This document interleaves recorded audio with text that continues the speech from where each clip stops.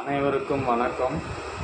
நாம் இன்றைக்கி பார்க்கக்கூடிய பதிவுகள் பார்த்திங்கன்னா திருமண பொருத்தத்தை பற்றி பார்க்க போகிறோம். திருமண பொருத்தம் ஒரு ஜாதகத்துக்கு இன்னொரு ஜாதகத்தை நம்ம எப்படி சேர்த்தலாம் அப்படிங்கிறது ஒரு விஷயத்தை பற்றி நான் சொல்ல போகிறேன். அதுக்கு முன்னாடி மாதா பிதா குரு தெய்வம் குலதெய்வம் இஷ்ட தெய்வம் உச்சிஷ்ட மகாகணபதி அனைத்து தெய்வங்களையும் வேண்டி இந்த பதிவை நான் பதிவு செய்கிறேன். அதுக்கு முன்னாடி இந்த வீடியோ பார்க்கக்கூடிய அன்பர்கள் லைக் பண்ணுங்கள், ஷேர் பண்ணுங்கள், சப்ஸ்கிரைப் பண்ணுங்கள். இப்போ திருமண பொருத்தம் அப்படிங்கிறது பார்த்திங்கன்னா ஆண் பெண் 2 ஜாதகங்களையும் நம்ம தேர்ந்தெடுக்கிறோம். இந்த 2 ஜாதகங்களை தேர்ந்தெடுக்கப்படும் பொழுது இதில் முக்கியமான பொருத்தங்கள் அப்படின்னு பார்த்தோம்னா திருமண பொருத்தத்தில் ஒரு 5 பொருத்தங்கள் முக்கியமான பொருத்தம்.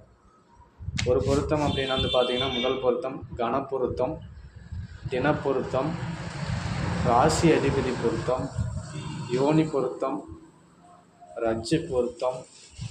இந்த 5 பொருத்தங்களும் மிக முக்கியமான பொருத்தங்கள். இந்த 5 பொருத்தங்கள் இருந்தால் திருமணம் செய்யலாம். அதற்கு அடுத்த ஸ்டேஜாக இருவருடைய லக்கணமும் 6-8ஆக இருக்கக்கூடாது, இருவருடைய ராசியும் 6-8ஆக இருக்கக்கூடாது. இருவருடைய ஜாதகத்திலும் ஒருவருக்கு சுக்கிரன் கேது, இன்னொருவருக்கு செவ்வாய் கேது. பெண் ஜாதகத்தில் செவ்வாய் கேது இருந்து ஆண் ஜாதகத்தில் சுக்கிரன் கேது இருந்தாலும் இணைக்கக்கூடாது.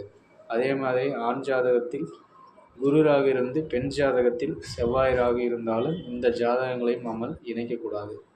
இணைத்தால் விபத்துகளையோ கண்டங்களையோ கணவருக்கு கொடுப்பதற்கு வாய்ப்புகள் உள்ளது. இது மாதிரி ஜாதகங்களை நம்ம எப்படி சேர்த்தணும் அப்படின்னா, செவ்வாய் ராகு இருக்கக்கூடிய ஜாதகங்களுக்கு சுக்கிரன் குரு சுப தொடர்பில் இருக்கக்கூடிய ஜாதகங்களை நம்ம தேர்ந்தெடுத்து திருமணம் செஞ்சோம் அப்படின்னா நல்லாயிருக்கும். ஆண் ஜாதகத்தில் இருக்கக்கூடிய சுக்கிரன் மேலே பெண் ஜாதகத்தில் செவ்வாய் இருக்கிறதோ, அல்லது பெண் ஜாதக செவ்வாய் மேலே ஆண் ஜாதகத்தில் சுக்கிரன் இருக்கிறதோ, அல்லது தினப்பொருத்தம் கணப்பொருத்தம் வரல அப்படின்னாலும் அதுக்கு ஒரு பொருத்தத்துக்கு அப்பாற்பட்ட ஒரு விஷயமாக பார்த்தோம் அப்படின்னா, பெண் ஜாதகத்தில் இருக்கக்கூடிய சந்திரனை ஆண் ஜாதகத்தில் இருக்கக்கூடிய குரு பகவான் 1, 5, 7, 9ஆம் பார்வையால் பார்க்கும் பொழுது இதுக்கு மனப்பொருத்தம் இருக்குது அப்படின்னு சொல்லலாம்.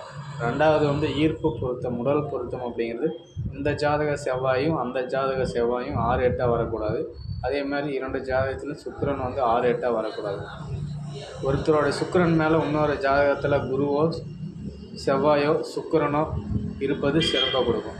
அதே மாதிரி ஆண் ஜாதகத்தில் இருக்கக்கூடிய சுக்கிரன் மேலே பெண் ஜாதகத்தில் செவ்வாயோ குருவோ இருக்கிறது சிறப்பு. அதே மாதிரி பெண் ஜாதகத்தில் செவ்வாய் மேலே ஆண் ஜாதகத்தில் குருவோ சுக்கிரனோ பார்ப்பது சிறப்பு. இது மாதிரி தான் திருமண பொருத்தங்களை நம்ம சேர்த்தணும். ஃபஸ்ட்டு அந்த 5 பொருத்தங்களும் முக்கியம். இரண்டாவது லக்கணம் பார்த்தோம்னா 6-8ஆக இருக்கக்கூடாது. அடுத்தது பார்த்திங்கன்னா ராசி 6-8ஆக இருக்கக்கூடாது. இதுவும் சில விதிவிலக்குகள் இருக்குது. அதை நம்ம பார்த்து தான் நம்ம பண்ணணும். இது மாதிரி இருந்துச்சு அப்படின்னால நம்ம சேர்த்தக்கூடாது அப்படிங்கிற ஒரு விஷயம் இருக்குது.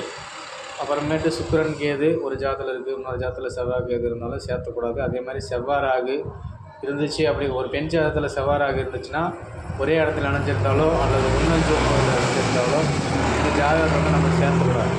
இது மாதிரி ஜாதகங்களுக்கு நம்ம என்ன பண்ணணும் அப்படின்னா, வெளிநாட்டில் இருக்கக்கூடிய கணவன் வேறு ஜாதியில் இருக்கக்கூடிய கணவன் அவங்க திருமணம் செஞ்சாங்கன்னா பிரிய மாட்டாங்க.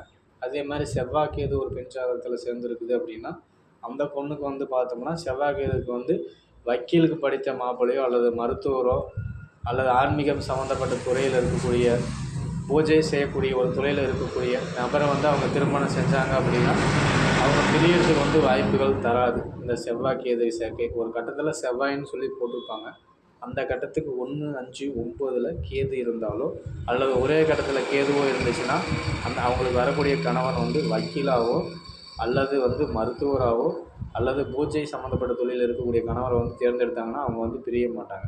அதேமாதிரி சுக்கிரன் கேது ஒரு ஜாதகத்தில் சேர்ந்துருக்குது அப்படின்னா ஒரே கட்டத்தில் இருந்தாலோ அல்லது 1, 5, 9 இருந்தாலோ அவங்களுக்கு வரக்கூடிய பெண் டெக்ஸ்டைல் ஆன்மீகம் சம்மந்தப்பட்ட துறை அல்லது வக்கீல் சம்மந்தப்பட்ட துறையில் இருந்தாங்க அப்படின்னா அவங்களுக்கு திருமண வாழ்க்கை நன்றாக இருக்கும்.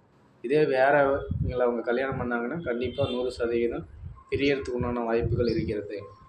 இதிலே இருதார அமைப்பு ஒரு ஜாதகத்தை பார்க்கும் பொழுது 7ஆம் அதிபதி 11ஆம் இடத்துக்கு போனாலோ அல்லது குருவுக்கு 7ஆம் வீட்டு அதிபதி குருவுக்கு 11ல் போனாலோ இருதார அமைப்பு இருக்கும். அதே மாதிரி குருவோட சுக்கிரன், சந்திரன், புதன் இந்த கிரகங்கள் தொடர்பில் இருந்தாலும் இருதார அமைப்புகள் கொடுக்கக்கூடிய அமைப்புகள் இருக்கும்.